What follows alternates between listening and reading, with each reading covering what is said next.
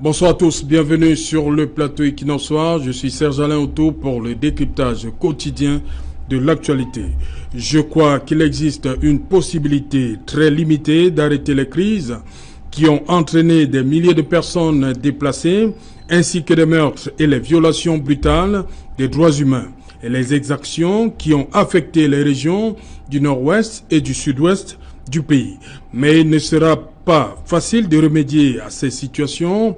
Il faudra des mesures importantes de la part du gouvernement et un soutien substantiel et soutenu de la communauté internationale, y compris nous, à l'Organisation des Nations Unies. Ainsi parlait Michelle Bachelet, haut commissaire des Nations Unies aux droits de l'homme, au lendemain de 4 jours de réunions et de consultations dans la capitale du Cameroun, Yaoundé. Dans cet article, l'ex-président du Chili fait des recommandations aux deux parties en conflit depuis bientôt 2 ans. Au gouvernement, Michelle Bachelet conseille de veiller au respect des normes internationales en matière de droits de l'homme, car chaque violation commise par les forces de défense et de sécurité est illégale et contre-productive.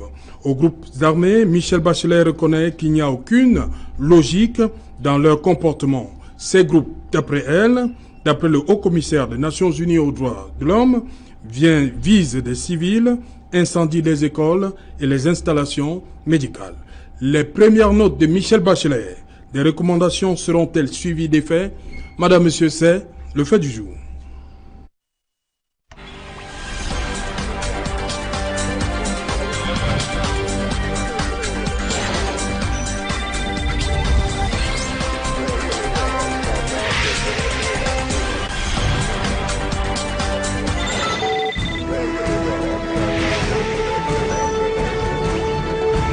Les premières notes de Michelle Bachelet, des recommandations, seront-elles suivies des faits? Pour en parler, je suis en plateau ce soir avec Charles Ngafonga. Charles, bonsoir. Bonsoir et bonsoir à tous les téléspectateurs d'Equinox Télévision.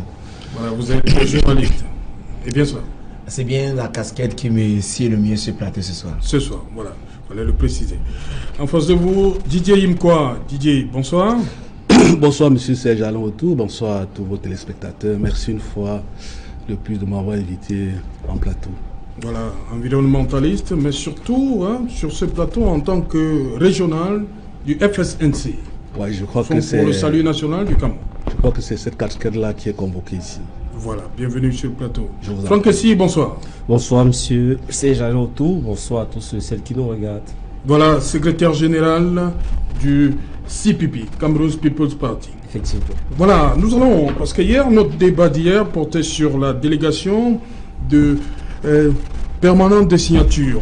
On va apporter un certain complément d'information. Bien avant Ferdinand Gongo, le premier sous Biya, c'était Joseph Owona, le 26 juin 1996. Le second, professeur Titus Edouard, le 4 août 1994. Le troisième, Laurent Esso, le 25 septembre 1996. Amadou Ali, le 1er octobre 1996.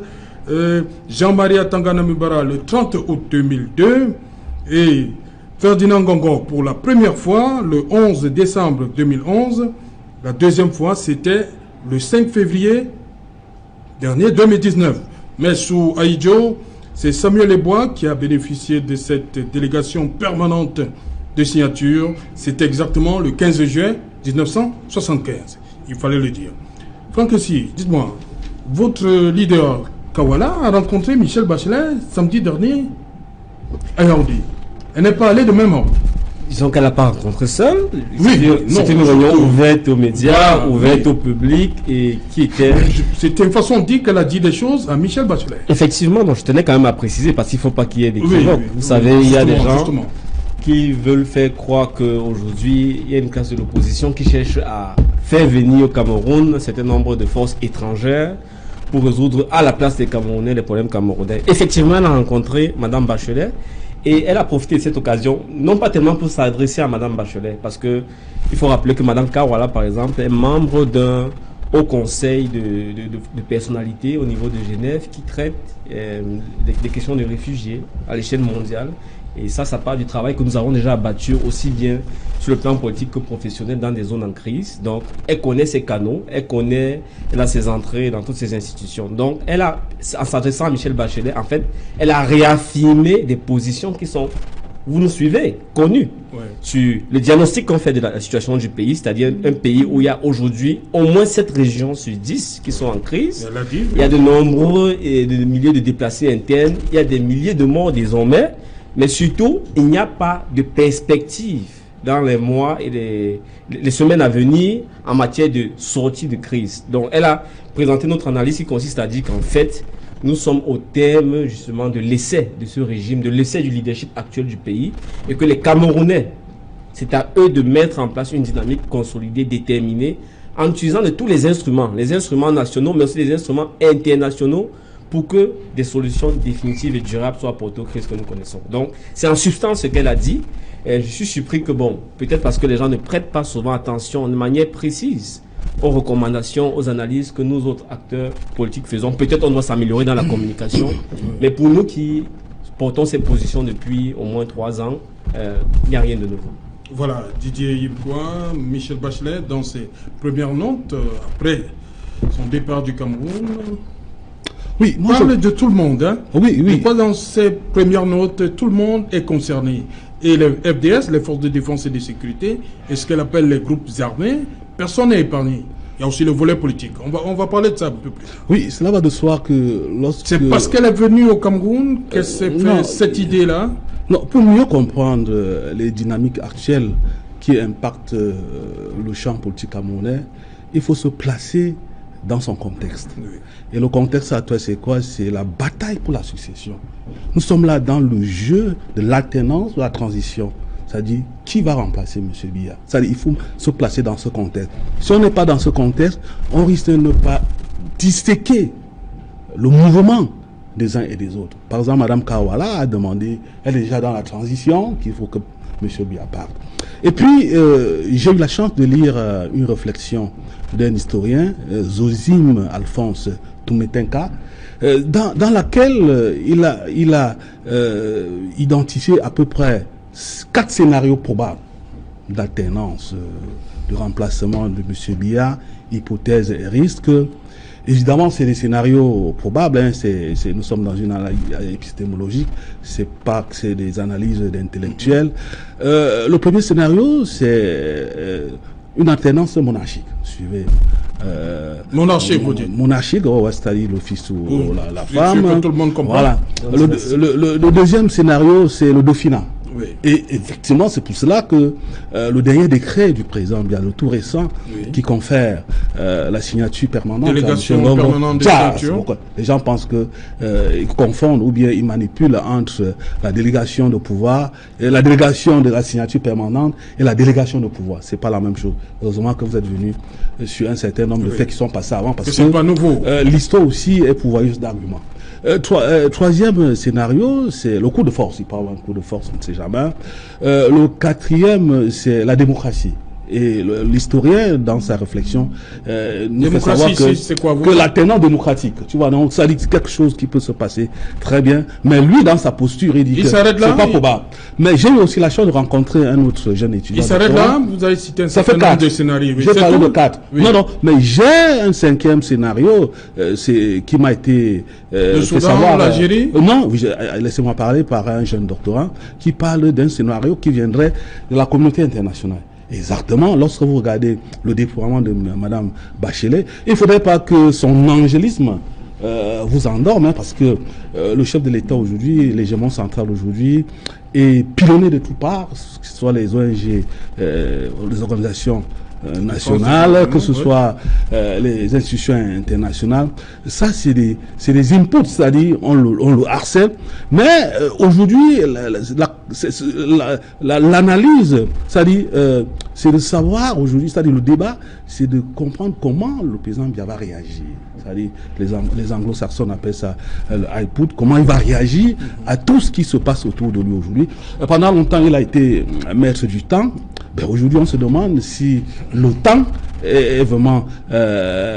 parce qu'il a, qu'on le veuille ou pas, hein, le président Biya a encore les clés de ces solutions-là. Il a encore les clés de la résolution de la crise qui nous frappe de tous les côtés. Mais c'est un obstacle aussi parce que le temps court. Le temps court. Donc moi je pense que il ne faut pas se limiter peut-être à la première lecture de Madame Michelle Bachelet. Ça c'est le 5e scénario. La communauté internationale ne veut pas rater l'alternance, l'après-midi, ces hypothèses et ces risques. Donc je pense qu'il faut ramener le débat à ces postulats-là pour mieux comprendre ces dynamiques externes-là qui impactent la vie, le champ politique national. Charles Gafongan, justement, Michelle Bachelet dit qu'elle veut aider le gouvernement à trouver des solutions viables. Et Didier Yimkwa il pense qu'il faut se méfier de l'angélisme de Michelle Bachelet. Et moi, je suis du même avis. Ah, vous êtes du même avis? Je suis du même avis, mais avant de réagir, je vais revenir sur ce qu'a dit ici Franck ici. Oui. Il dit très bien que la présidente Kawala a réitéré à Michel Bachelet la position qui est celle du CPP qui est connue de tous. Pour moi, la position du CPP que je connais également, c'est une position qui concerne les Camerounais. C'est-à-dire que la délivrer à des Camerounais afin que les Camerounais prennent conscience de cette situation-là, ça nous arrange. Mais à partir du moment où c'est la même position que vous transposez auprès maintenant, je peux considérer ce qu'on appelle de plus en plus la communauté internationale, ce n'est plus dans le même cadre. Je crois il a dit que nous sommes à la fin d'un régime. Je crois qu'on n'en est pas là. Nous n'avons pas besoin d'aller dire à des gens, à des étrangers que nous sommes à la fin d'un régime. On n'en est pas là. Et il y a des enjeux qu'il faut présenter. Nous sommes tous conscients que le Cameroun va mal, qu'il y a des crises. Mais je pense qu'on ne peut pas penser pouvoir rechercher la solution à l'étranger. Maintenant, ceux-là, je crois qu'ils ont le mécanisme d'intervention. Peut-être que cela pourrait aider le Cameroun, mais que ce soit nous-mêmes qui allons nous le dire à des étrangers, moi je ne le ferai pas. Pendant très longtemps, moi je suis également acteur à la société civile. Assez souvent, nous avons eu à échanger avec des représentants des organisations, comme celle qui était au Cameroun, qui sont venus discuter avec nous. J'ai travaillé sur les droits humains en milieu carcéral, mais nous présentons la situation, les faits, mais nous n'allons pas jusqu'à, je ne sais pas, pointer le régime, parce qu'au-delà de tout, nous n'attendons pas. S'il y a des choses qui peuvent être faites pour que les conditions soient améliorées, nous sommes d'accord. Mais maintenant, s'il faut que vous veniez remplacer le régime en place, ou peut-être remplacer ceux qui gouvernent par les vôtres, nous disons toujours non. Également, j'ai suivi Zeyunkwa. Il parle des différents scénarios qui se présentent. Il parle le 5e, qui est la communauté internationale, à travers les recommandations qu'on a pu faire. Moi, je vais rappeler ici, quand on parle des recommandations, il s'agit des résolutions. Bon, si on parle au cadre qui nous concerne ici, c'est les résolutions qui émanent des organisations internationales et qui, en principe, n'ont aucune force obligatoire à l'endroit des États membres. Ça, c'est clair. Donc, ils peuvent faire leurs résolutions, mais aujourd'hui, nous, on ne peut pas s'appuyer sur les résolutions qui ont été faites, sur les recommandations qui ont été faites, pour dire que cela peut être un début de solution ou encore que cela peut permettre de changer l'ordre établi. Nous disons non à ce niveau-là. Clair. Il est clair que le constat qui a été fait par M. Bachelet, nous l'avons fait ici, c'est le même constat. Mais maintenant, croire que le déclic peut venir de cette communauté internationale de Michel Bachelet après son passage, moi je n'ai pas envie de croire ça. Ce sont des considérations qui peuvent pousser, qui peuvent endormir les Camerounais, amener les Camerounais à croire, ok, pour dormir sur vos lauriers, alors la communauté internationale va faire l'affaire. Je dis encore aux Camerounais, la communauté internationale est beaucoup plus dangereuse que ceux qui nous gouvernent aujourd'hui. Je le dis encore. Ok. Donc ici. Bon, moi j'espère qu'on ait un débat serein, qu'on ne soit pas dans les caricatures. Je ne pense pas que vous avez le monopole de la fierté ou de la souveraineté ou du sentiment de souveraineté. Il faut un check clair. Ah, mais chacun est libre. Donc, quand je le dis, je reviens donc sur un certain nombre de caricatures de mon point de vue. Premièrement, cette communauté internationale n'est pas ici au Cameroun à l'invitation du CPP. Elle est là sous l'invitation du chef de l'État. Premier élément. Oui. Deuxième élément aussi, dans lequel une sorte de faux populisme et d'hypocrisie dans lequel il ne faut pas entrer. Nous sommes membres de la communauté internationale. Oui. Nous sommes membres de l'ONU. Nous sommes membres de l'Union africaine. Moi, je regrette par exemple que quand le président de la commission actuelle de l'Union africaine, le Tchadien, est arrivé au Cameroun, il n'a pas fait le même exercice de prendre plusieurs sons de cloche. Et quand on prend un son de cloche, c'est un diagnostic, c'est-à-dire les causes, l'état des lieux. Ensuite, des propositions pour la vision que vous avez de la façon dont, en tant que Camerounais, vous pouvez vous en sortir et éventuellement le rôle que eux qui sont si vous voulez, ces organisations supranationales dont nous sommes membres peuvent jouer. Pourquoi je le dis? Parce que je suis surpris parce qu'on a des chartes, même au niveau africain, qui définissent de façon claire les engagements que les États prennent. Mais si Mme Bachelet arrive ici, c'est parce que Mme Bachelet a été invitée. Parce que, je ne sais pas si vous avez suivi la dernière session du Conseil des droits de l'homme en février, votre ministre, qui s'appelle M. Béla le Jeune, a fait un exposé pour présenter la situation. Mais à côté de cet exposé, il y a d'autres sons de cloche qui arrivent et qui disent clairement que cet exposé qui a été fait ne correspond pas à la réalité. D'où l'urgence pour elle de venir faire 4 jours. Je vous dis qu'elle s'occupe de l'ensemble du monde entier. Donc si elle arrive ici, elle est là et elle a encore rappelé, c'est dans le cadre justement des lois qui nous dit qu'elle va accompagner. Maintenant, nous on a été très clair quand je dis éviter les caricatures, éviter de laisser sous-entendre que pour nous, c'est d'amener ces gens pour venir enlever Paul Biya, etc.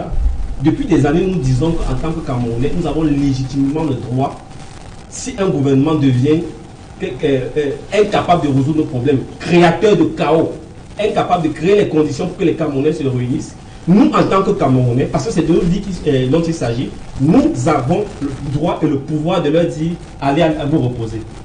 On a toujours dit. Et l'autre chose par laquelle je termine, c'est que faites comme vous voulez, monsieur. Moi, je ne pense pas, parce qu'on dit communauté internationale, mais communauté internationale, ça veut tout dire et rien.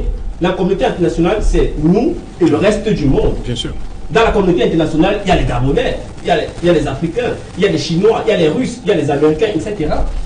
Si vous pensez donc que l'ONU, l'Union africaine, toutes ces organisations-là dont nous sommes membres, sont nuisibles pour le Cameroun. Mais je veux voir dans votre programme politique, je sors de ces organisations. Donc arrêtez avec ça. On sait bien que la dynamique des organisations, qu'elles soient nationales, même nos propres partis politiques ou internationales, dépend du jeu des acteurs à l'intérieur. Celui qui est en position de force, celui qui a peut-être des moyens financiers, tend à manipuler les règles dans le sens de ses intérêts. Mais ce n'est pas pour autant que les principes sur lesquels se fondent les organisations ou les rassemblements d'États dans lesquels nous sommes sont des principes fondamentalement négatifs. Donc il ne faut pas confondre le jeu des puissances qui se servent d'un certain nombre d'instruments internationaux pour parfois faire avancer leurs intérêts particuliers et maintenant les enjeux clairs qui nous opposent aujourd'hui. On est dans un pays où des gens meurent tous les jours. On est dans un pays où de moins en moins l'État, au sens central du terme, a le contrôle sur une partie du territoire. Malheureusement, qu'on le veuille ou pas, qu'on soit d'accord ou pas avec l'État, on constate qu'il y a des pertes en vies humaines. Okay. Et il n'y a pas de solution et de feuille de route, j'ai commencé mon propos à le dire, nationale. Donc, ne reprochez pas à des gens qui ne trouvent pas de solution ici, là, de chercher l'aide partout. Où ça peut venir. Okay. Mais on l'a dit, et c'est là où je ne suis pas là, arrêtons les caricatures. Ce n'est pas à nous que vous allez apprendre que c'est pas nous-mêmes qu'on va se défendre. Ok. Oui, moi je pense que lorsqu'on nous invite dans des plateaux sérieux comme celui-ci, il ne faut pas jouer au démagogue, au populisme. Parler des enjeux de la communauté internationale ne fait pas de nous moins patriotes, vous comprenez. C'est des faits, vous comprenez. C'est factuel, c'est des postulats qui nous permettent de faire un certain nombre, de déployer un certain nombre d'arguments. En fait, de façon prosaïque, qui a créé le problème anglophone? Qui a créé le problème anglophone? C'est la communauté internationale, que nous ne voulions pas. L'histoire est pourvoyeuse d'arguments. Lorsque l'Allemagne perd la guerre, la Première Guerre mondiale, c'est au traité, c'est à Paris, au traité de Versailles, qu'on décide que la nation, la SDN, la Société des Nations, qui est créée, qui dit que, ok, maintenant, l'Allemagne, vous quittez le Cameroun. Quand l'Allemagne est au Cameroun, le Cameroun est indivisible. Or, à ce moment-là, le traité de Versailles pouvait créer une entité, laisser le Cameroun tel qu'il était. Mais c'est lui qui le divise. Qui dit, ok, bon voilà la partie anglophone, voilà la partie francophone. Et ceci, lorsque vous regardez comment les dynamiques géopolitiques, comment ça fonctionne, vous comprenez que ces antagonismes sont créés, entretenus à dessein. Vous comprenez. On aurait pu laisser le Cameroun comme il était à l'état allemand. Un seul pays indivisible. Mais on l'a divisé. On a dit, bon, vous les anglophones, vous prenez, vous l'anglais, vous prenez une partie, vous les français, vous prenez une partie. Comme on a fait avec le Togo. Voilà, comme on voit dans la région des Grands Lacs, on ne peut pas aujourd'hui, de façon, peut-être parce qu'on veut plaire, dire que la communauté nationale ne peut rien faire. Qu'on le dise ou pas, elle va faire quelque chose, vous comprenez. Il faut rappeler Didier Imko, pour ajouter un peu de l'eau à votre moulin, que le Cameroun, c'est la seule possession allemande qui a été divisée en deux par les vainqueurs de la guerre. La Donc à un moment donné, il ne faut pas de la justice, il vient de la vérité, des responsabilités. Vous comprenez. Oui. Voilà, bienvenue, honorable Marlise Doualabel. Merci. Voilà, bonsoir à tout le monde. Voilà, député RDPC Voury-Centre. Bienvenue sur le plateau. Voilà, Michel Bachelet était là, elle a rencontré un certain nombre d'acteurs. Pour vous, elle s'est fait une réelle idée de la situation que vit le Cameroun depuis 2-3 ans à travers les recommandations. Vous les avez lues, vous sentez que c'est le reflet de la réalité? On ne va plus dire que c'est partial et tout ça. C'est le reflet? Moi, je fais partie des gens qui croient que l'ONU a du travail à faire pour reconquérir sa personnalité impartiale. Pourquoi? Parce que nous entendons et nous voyons tout ce qui se passe dans le monde et les plaintes sont nombreuses. Le constat démontre que c'est loin d'être un outil impartial. Maintenant, nous ne pouvons pas faire sans l'ONU aussi, puisque nous faisons partie de cette grande organisation, même si nous faisons partie des petits pays, mais nous avons un rôle à jouer là-dedans et nous devons donc participer à faire en sorte que cet instrument devienne de plus en plus crédible. L'autre chose que je veux dire, c'est que le bonheur a voulu que ce soit Madame Bachelet qui vienne, qui est une ressource, une personnalité qui a plusieurs facettes pour avoir vécu plusieurs vies. Donc nous imaginons que le côté impartial de l'ONU qu'on a eu à constater ailleurs, ou bien sa tendance à l'impérialisme qu'on a aussi eu à vivre dans plusieurs conflits, va être atténué par la personnalité de cette dame.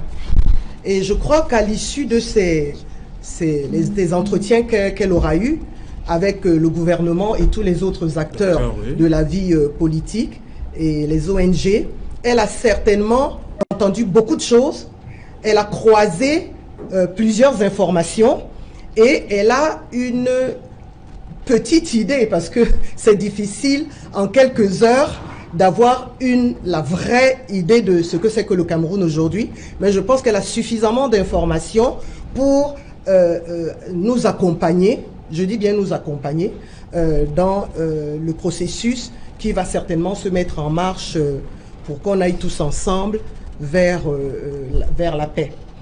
Ce que moi je redoute un peu, c'est qu'elle soit tentée de se mettre dans la posture de quelqu'un qui donne des instructions. Je pense que ça ne sera pas efficace. Il faut vraiment qu'elle se contrôle et qu'elle garde cette posture de quelqu'un qui a compris, qui sait où ça fait mal et qui est prêt à accompagner le gouvernement du Cameroun dans le processus vers la paix.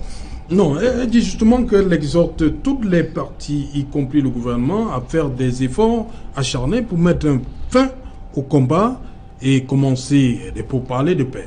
Oui. Est-ce que ça peut être assimilé à pour moi, ça ne passe pas parce que ça commence déjà à ressembler à une injonction qui n'est pas très juste. Oui. Parce que moi, je me serais attendu à ce qu'elle dise aux insurgés de baisser les armes parce que la voie choisie n'est pas la bonne voie. Okay. Je me serais attendu qu'elle commence par eux parce que en fait, c'est eux qui se sont mis hors la loi par rapport au pays et par rapport à la Constitution. Charles, ça vous fait sourire. Cet aspect, ça revient toujours. Pourquoi on ne demande toujours pas à ces milices, non, ces groupes armés, de déposer les armes? Je crois qu'il ne revient pas à Mme Bachelet demander à ses groupes armés de déposer les armes. J'ai dit, c'est que le constat qu'elle a fait, c'est le constat que nous faisons tous. Et j'ai remarqué que dès l'entame de son propos, elle a bien dit qu'il faudra des mesures importantes de la part du gouvernement et un soutien substantiel et structuré de la communauté internationale, également de l'ONU. Mais en ce moment, là, voyez-vous, elle laisse penser, elle donne à penser que la solution ne peut pas être trouvée par les Camerounais eux-mêmes, que automatiquement il faudra l'intervention ou encore un soutien de la communauté internationale, voire de l'ONU. À ce niveau-là. Justement, dire que ça commence par nous-mêmes. Elle commence par le dire. On a soutenu. Elle le dit ouvertement. Elle le dit ouvertement. Mais en dehors de cela, tout ce qu'elle dit dans son rapport, le rapport qu'elle fait, c'est un rapport que nous faisons tous les jours. Elle dit effectivement, elle indexe également ses groupes armés. Mais n'attendons pas qu'elle démarre. Et là, ce ne sont même que, c'est un rapport, ce sont des recommandations. J'ai dit, commence par définir ce qu'on entend par recommandation. C'est-à-dire que ce sont des principes dont les États ne sont pas forcément obligés d'adhérer. Ça, c'est clair. Au niveau où on en est, quoi qu'on pourrait évoluer. Oui. Et pour revenir, c'est que nous sommes tous d'accord. On a parlé de populisme et tout. Nous sommes tous d'accord. Hein. Je suis d'accord avec Franck ici. Je dis, quand je parle ici sur ce plateau, moi, je ne parle pas aussi pipi ou à Franck ici. Ça, c'est clair. Sinon, je crois qu'on pourrait échanger en dehors de ce plateau. Moi, je parle aux Camerounais. Nous disons aux Camerounais, et je reviens sur ce que j'ai dit, nous ne va pas montrer dans le monopole du patriotisme. Nous disons que il y a des choses qui peuvent être dites aux Camerounais, entre Camerounais, qui peuvent être faites par les Camerounais. Ça ne peut pas être les mêmes choses à l'endroit de la communauté internationale. Il a dit qu'il y a des choses qui disent qu'ils l'ont redit à cette dame. C'est ce que je disais. Et je peux vous rassurer que je n'ai pas tout dit. Il y a des choses que je sais et que je ne dis même jamais sur les plateaux. Voilà. Parce que il faut maintenir quand même un certain moral. Oui, je ne crois pas ce que j'ai dit est même un excès. Je peux avoir le même principe, mais dans ses modalités d'application, je ne l'applique pas comme vous. Non, je m'en tiens à cela. Et maintenant, bon, n'allons pas croire, parce que tout le monde l'a dit ici, que la communauté internationale perd une solution, ou encore, on a vu dans des pays où c'est l'ONU qui a validé les sécessions. Il y a des pays qui sont... Non, il y a des pays qui ont validé quoi? Il y a des pays qui ont obtenu l'indépendance. Non, l'indépendance est validée par l'ONU. Je ne peux pas dire que l'ONU est la solution. Là même, je peux faire valoir ma casquette. Elle-même ne l'a pas dit. On ne peut pas dire cela, parce que l'ONU n'a jamais résolu un problème de crise. Nous disons donc que... L'ONU crée les crises. Voilà. Et se comporter comme cela, c'est de nature à faire croire aux Camerounais que la solution là, non. Pourtant, nous sommes encore au niveau où il faut rechercher ces solutions là, nous en sommes là. Je crois qu'il y a eu, ce soir, on devait dire sur les paiements de M. Bachelet, quels effets. Ok, je crois que nous sommes encore là au niveau des préalables, hein. On va rentrer pour voir quels peuvent être les effets de ces recommandations qui ont été faites. Nous n'en sommes pas encore là. Donc, nous sommes encore au niveau des préalables. Nous sommes tous d'accord que la situation est mauvaise. Le constat qui a été fait, il a été bien fait. Mais maintenant, est-ce que les recommandations qui ont été faites sont de nature à faire bouger les lignes? Discutons-en. Je tenais à faire une petite précision parce que le compte rendu que nous avons et que nous exploitons tous ne constitue pas le rapport. Oui, c'est pas le rapport. C'est un compte rendu de sa mission et de tout l'ensemble des échanges qu'elle a eu avec les recommandations. Non, il n'y a pas encore de recommandations. Le rapport va arriver.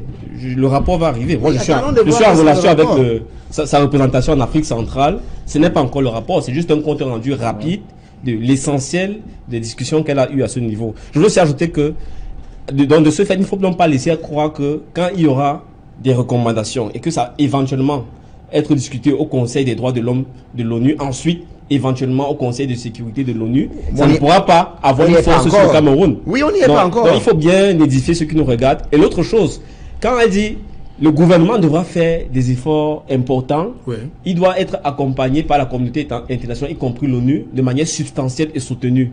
De façon concrète, ça a même déjà commencé. Je prends l'exemple de ces zones qui sont aujourd'hui en crise. L'extrême nord, le nord-ouest, le sud-ouest, il y a de nombreux déplacés internes, il y a des réfugiés. Qui s'en occupe? C'est le Haut Commissariat des réfugiés à l'ONU. L'actuel secrétaire général de l'ONU, c'était lui qui dirigeait cette institution avant de devenir SG.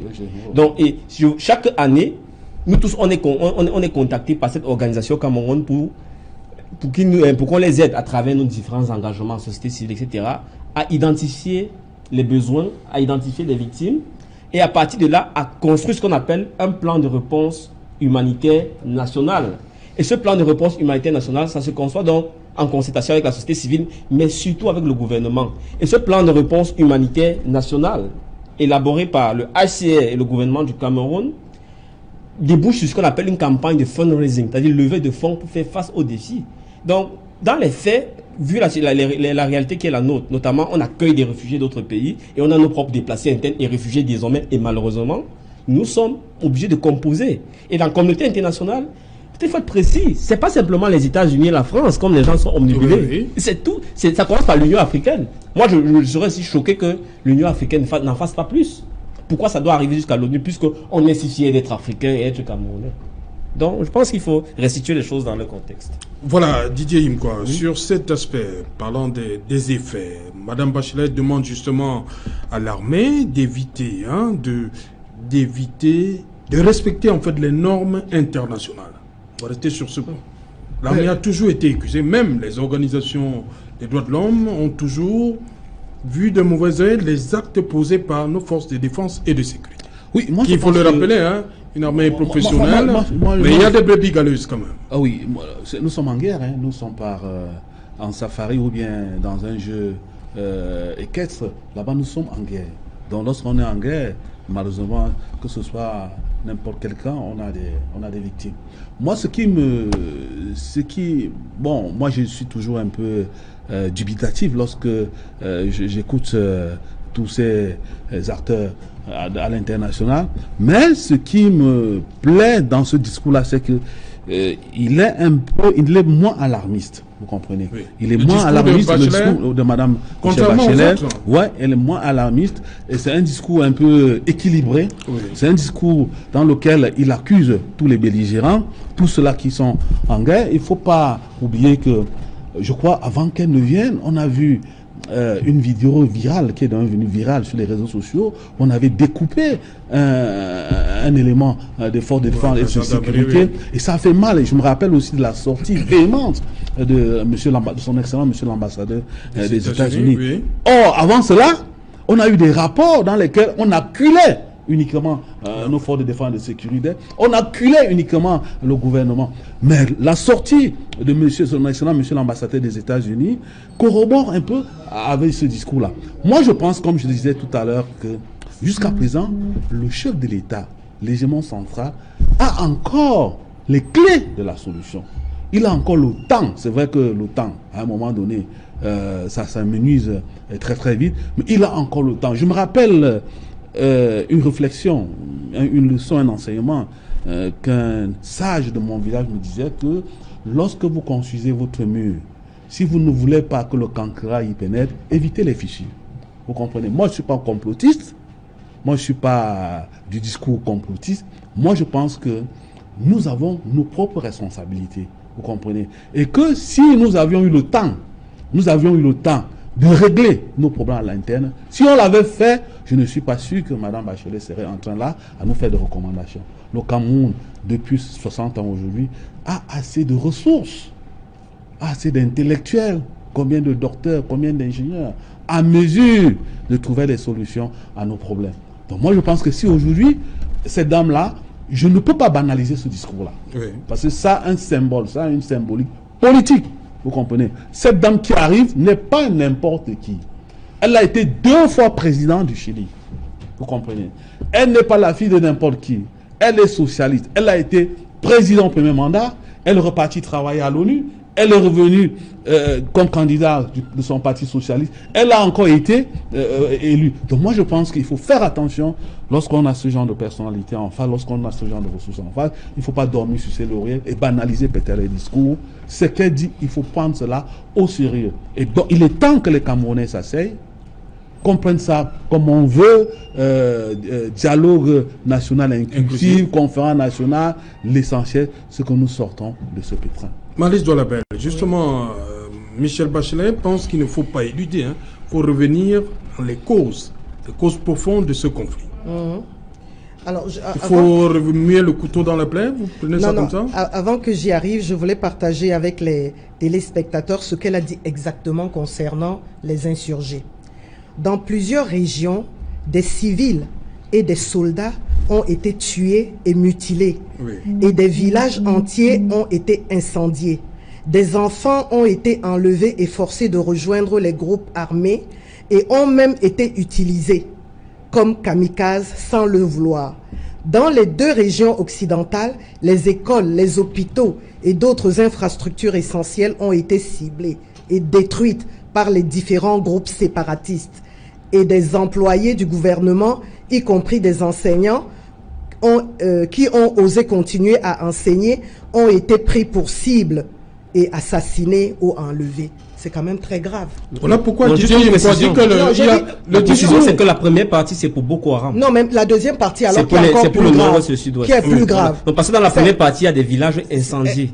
Ce qui n'est pas le cas dans le nord-ouest et le sud-ouest pour les insurgés. De toute façon, si on y va, si on va regarder, il y a même des villages incendiés. Parce que si vous êtes capable de décapiter des gens et de les dépecer, c'est pas brûler un village qui va vous dépasser. C'est un peu plus nuancé que ça. Et puis d'autre part, moi, je connais aussi des gens qui vivent dans ces régions et qui disent que, effectivement, ces Ambas Boys ont semé la terreur.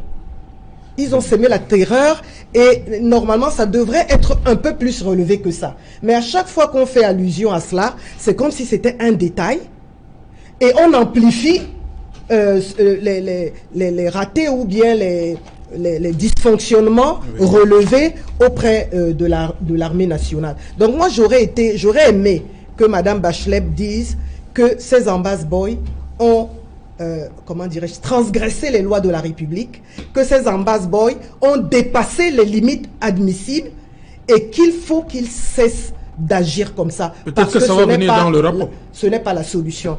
Maintenant, vous me demandez dans votre question si c'est pas remuer le couteau dans la plaie parce qu'elle demande de revenir aux causes profondes. C'est simplement, à mon avis, un problème politique. Oui. Parce que les opinions sont différentes. Dans tout le grand sud-ouest et nord-ouest, tout le monde n'est pas séparatiste. Et je crois que même parmi les séparatistes, il y en a qui ne sont pas pour la lutte armée. Oui.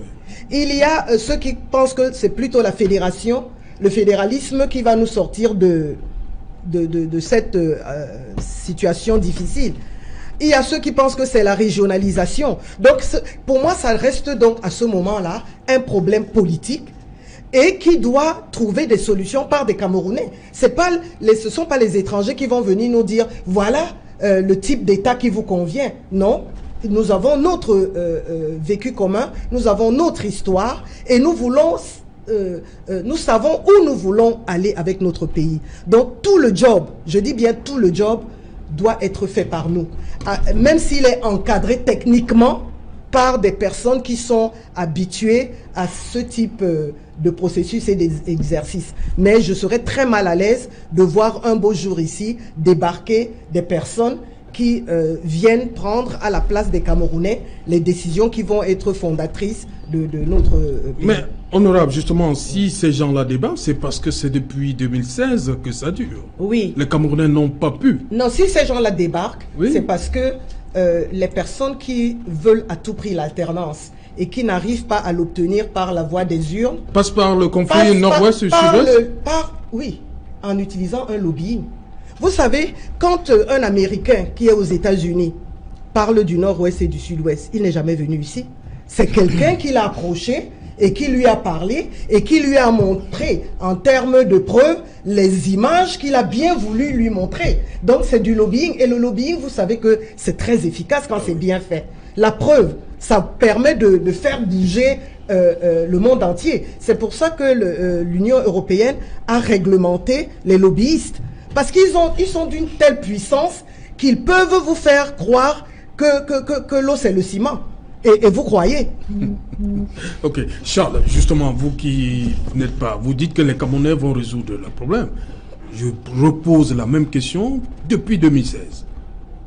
Pourquoi le problème n'est pas résolu?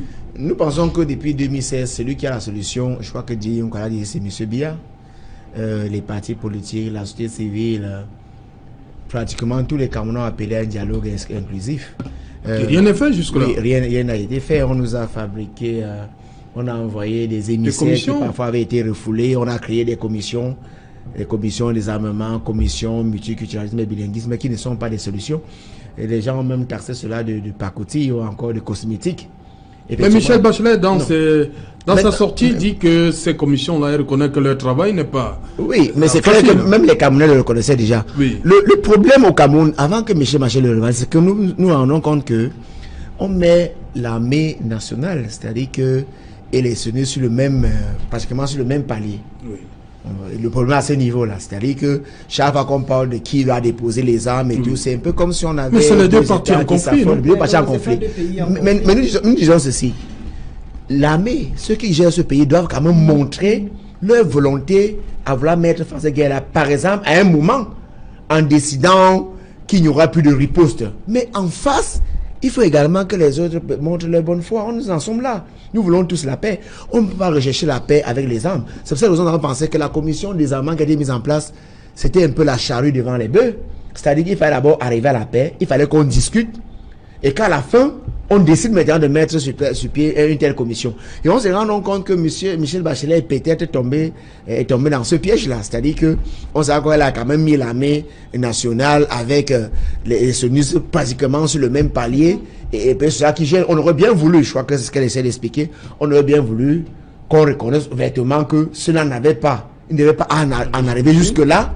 Ils ont un peu dépassé les bornes. Mais qu'en face, les mesures peuvent vraiment être disproportionnées, ça c'est clair, parce que vous avez des gens qui ont tout cet arsenal-là pour affronter quand même des gens qui ont parfois, je sais pas, c'est les fusils, les chasses, il y a un problème. Mais maintenant, si on veut donc après la responsabilité, on se rend bien compte qu'on ne peut pas mettre pratiquement sur le même palier l'armée nationale et les personnes qui ont décidé de prendre les armes. Quand bien même ces personnes auraient entre guillemets de bonnes raisons. Oui. Le problème c'est ce niveau-là. Mais je dis, ce n'est pas ici, dans une note, que Michel Bachelet devait le faire. Mais au-delà de tout, parce qu'on voit très bien, au-delà de tout, on voit qu'on est dans une dynamique où on voudrait faire intervenir la communauté internationale. C'est à ce niveau-là que nous disons, nous les Camerounais, que nous n'en voulons pas. Nous pensons que nous pouvons encore trouver une solution à ces problèmes-là.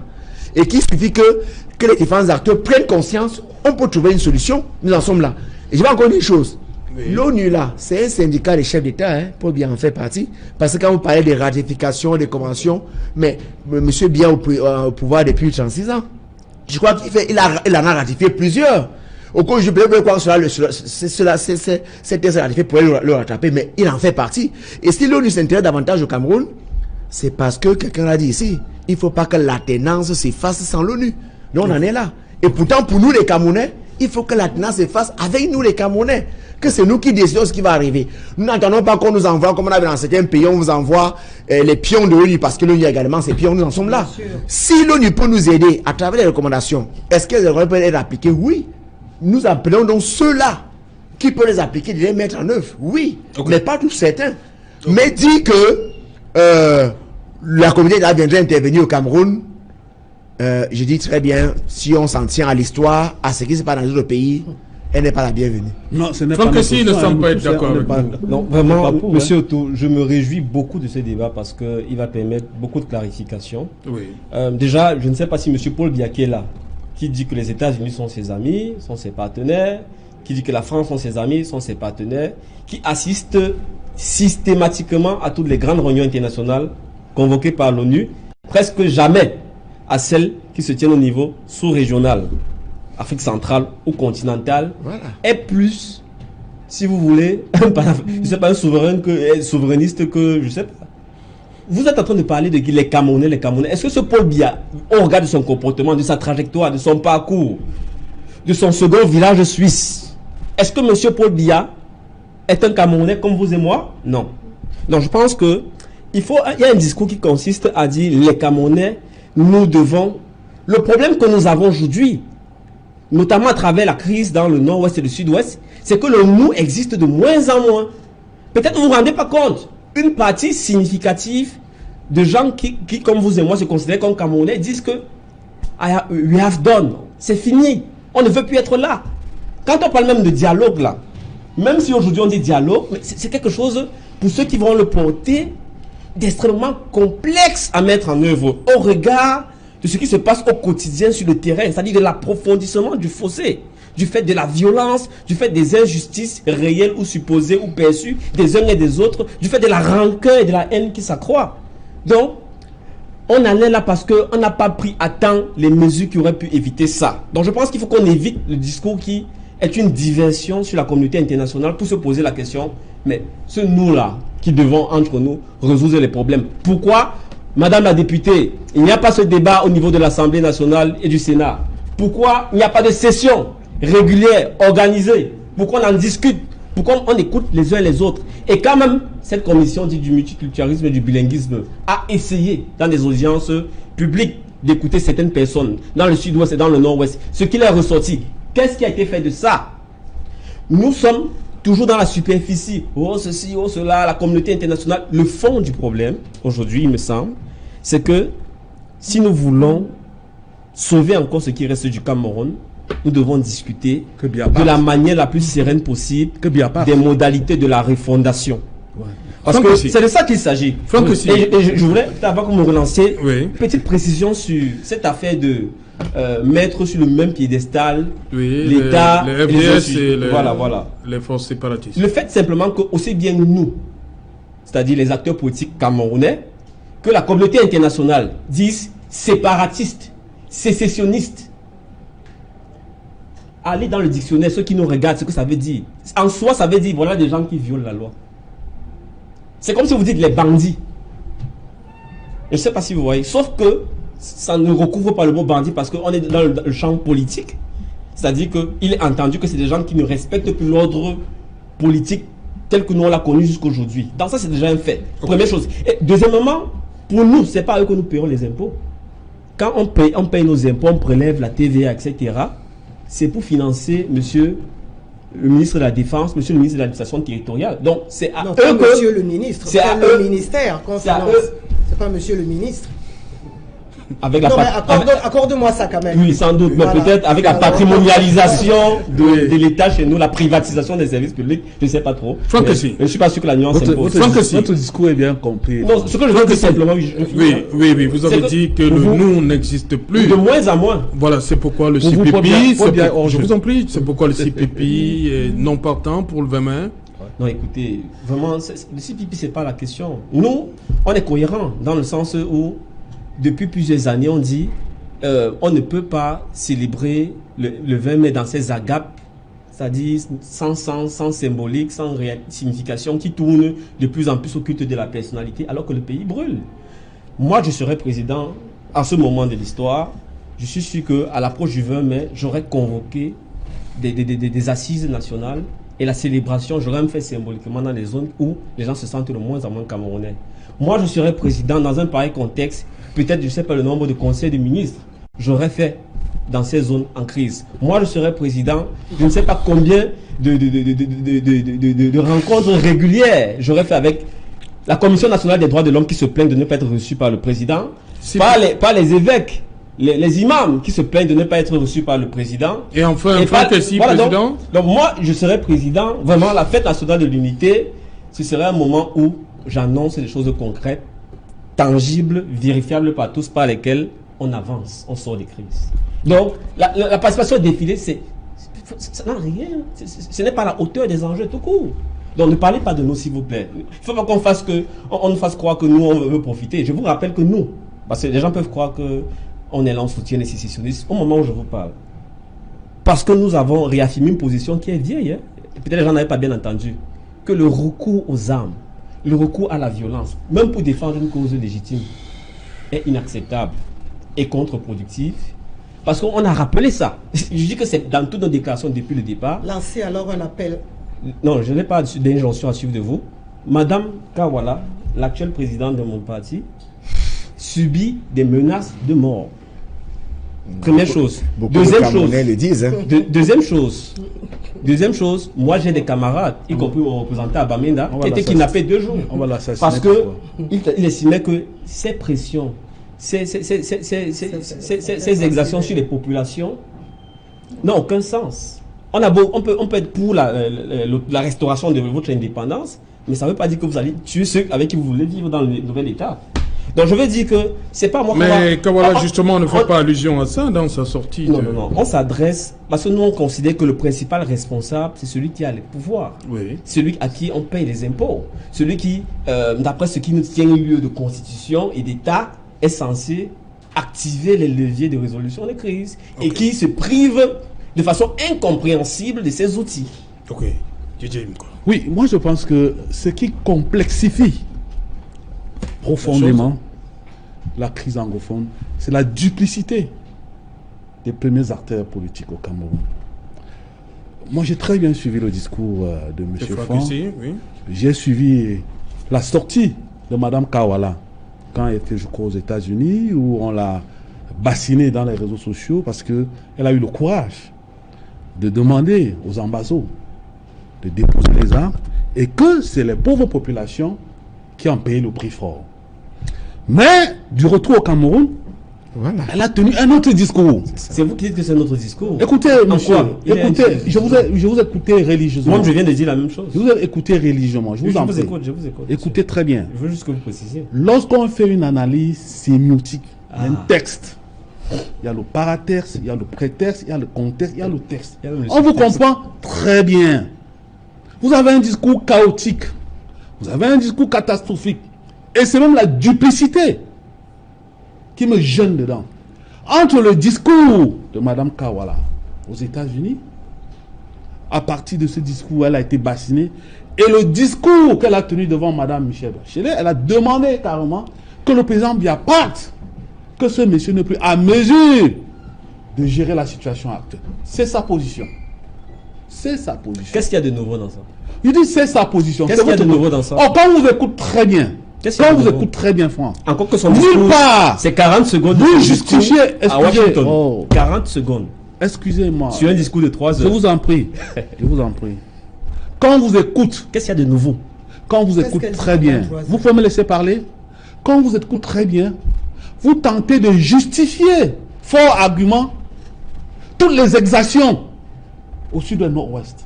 C'est du populisme, c'est de la démagogie. À un moment donné, prenez de la hauteur. C'est ça un homme politique. C'est pour ça que en ce plateau, je ne voudrais pas parler du président Chiroma qui a fait une sortie officielle dans laquelle il demandait que pour qu'il y ait discours, pour qu'il y ait dialogue, le préalable, c'est que les insurgés déposent les armes. On ne peut pas confondre les forces de défense et de sécurité avec les insurgés. Ce n'est pas deux pays qui sont en guerre. Prenez de la hauteur. Je peux féliciter le chairman qui, dans son rappel, a refusé de retirer ses députés à l'Assemblée nationale. Il a dit, si je ne peux pas retirer, même comme je suis entre vos mains, je ne retirerai pas, je ne vais jamais retirer mes députés à l'Assemblée nationale. Parce qu'ils sont là. Okay. À la représentation nationale que je peux tenir ce discours. Didier, je reviens. Moi, je pense que... Merci, c'est le journal. Bonsoir, Cédric Noufélé. Bonsoir, Serge Alain. Bonsoir à vos invités. De 20h, dans un instant, des nouvelles. Ce soir, nous vous montrerons le visage des Kondo Titi, une ville meurtrie à la suite de ces affrontements violents entre des groupes séparatistes armés et les forces de sécurité et de défense. Là-bas, les populations vivent la peur au ventre et vous verrez les séquelles de cette guerre contre les séparatistes anglophones qui se dessinent dans le quotidien des populations qui résident encore à Kondo Titi. Reportage à suivre ce soir dans le journal de 20h. Et cet appel au pardon du chef de l'État, quel écho a-t-il eu au sein de l'opposition? Là-bas, on n'y croit pas vraiment en attendant les actes concrets du président de la République pour apaiser les vives tensions sociales, politiques et faire face aux défis sécuritaires avec toute la nation. C'est du moins ainsi que s'exprime l'opposition. Vous les écouterez ce soir dans le journal de 20h. Et nous évoquerons également une problématique importante dans la région du Sud, là où plusieurs projets structurants sont en cours.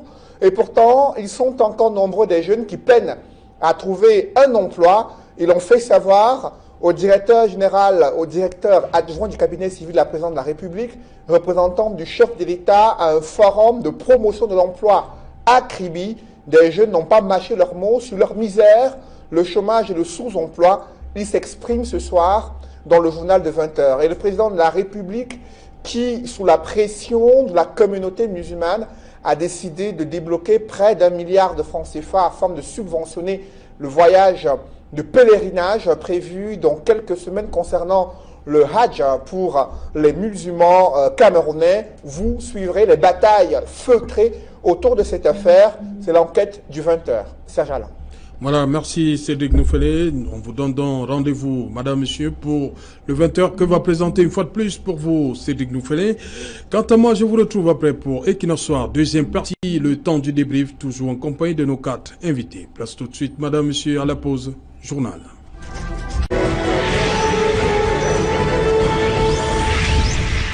Retour sur le plateau équinoxois, toujours en compagnie de Charles Fongan. Charles Fongan, il est là, Franck Essi, Didier Yimkwa et l'honorable Marlis Doualabel. Je commence avec vous, honorable.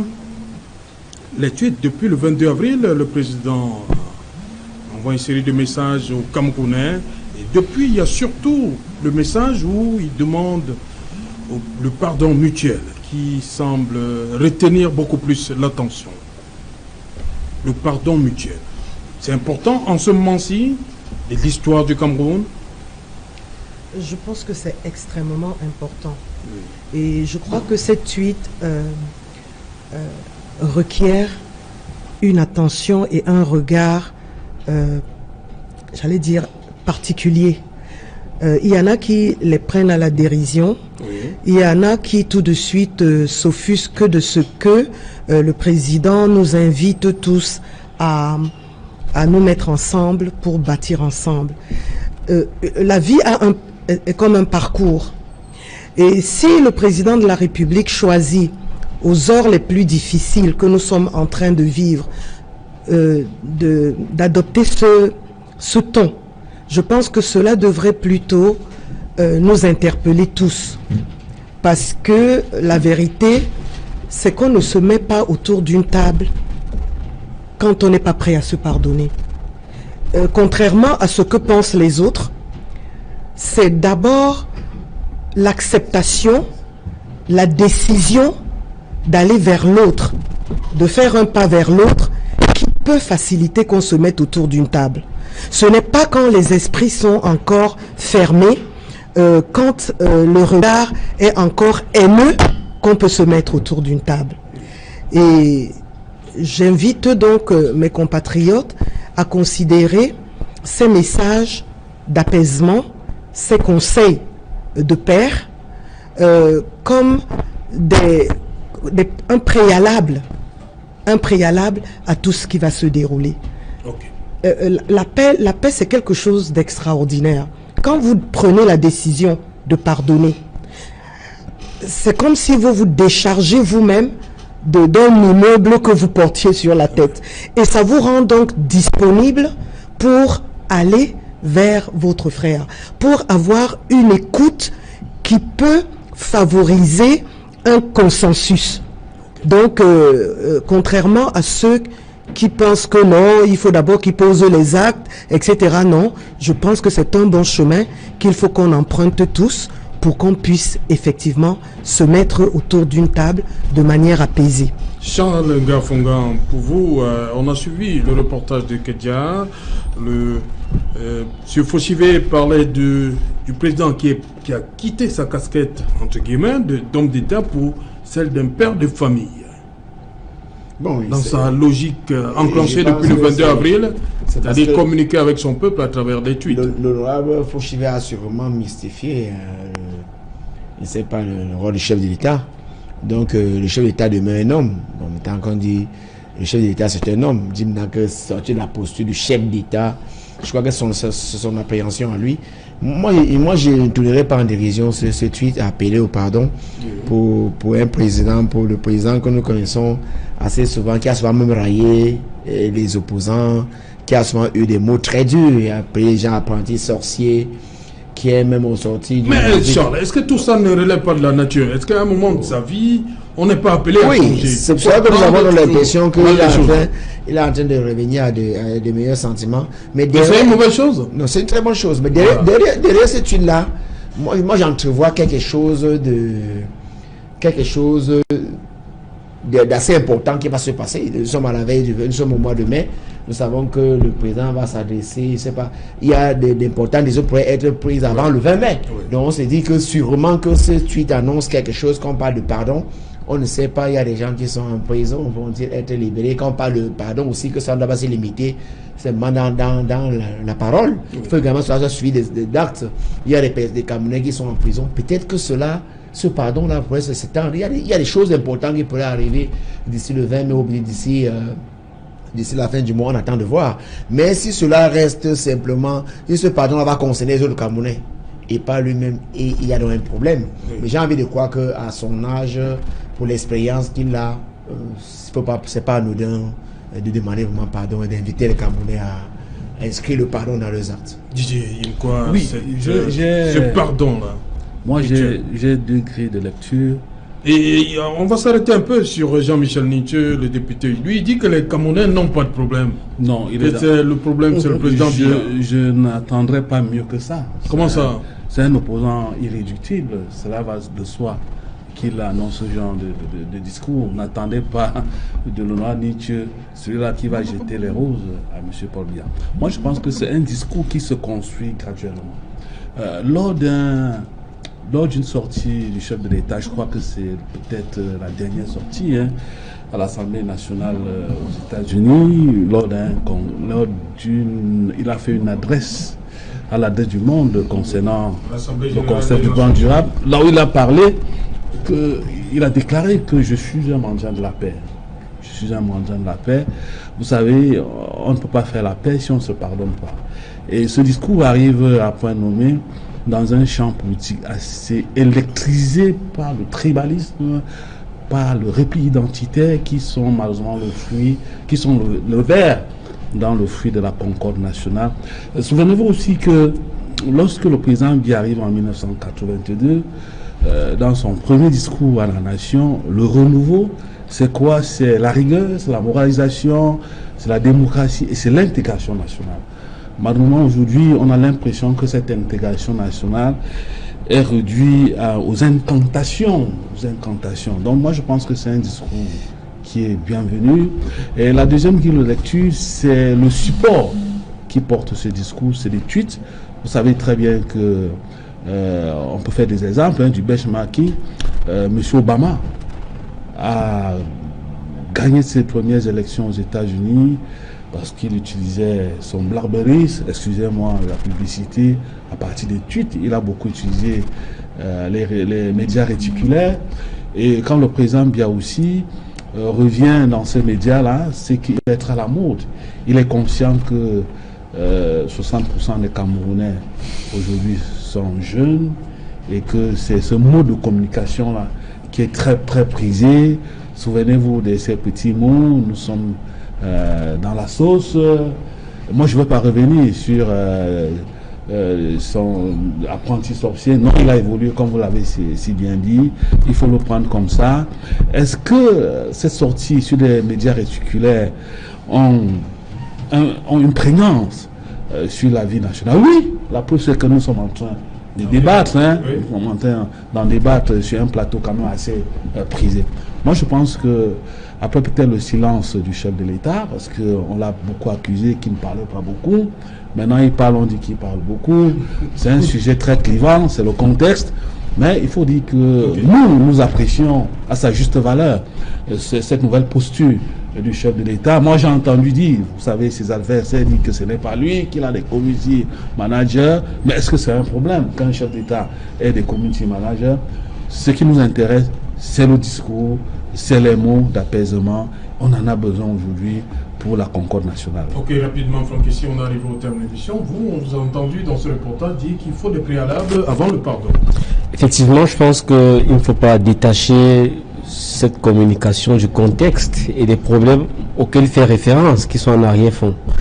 Il faut dire déjà que c'est contredit par l'absence d'actes d'apaisement, l'absence d'actes de dialogue.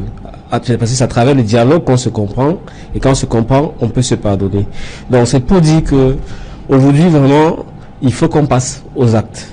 Et s'il y a quelqu'un qui, de nous tous en tant que Camerounais, a la possibilité d'initier des choses qui peuvent faire bouger les lignes, ça reste encore lui.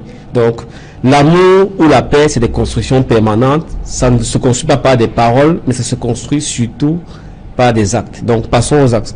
Et tant qu'il n'agira pas de façon concrète, ces paroles n'auront aucun sens. Parler, c'est déjà agir.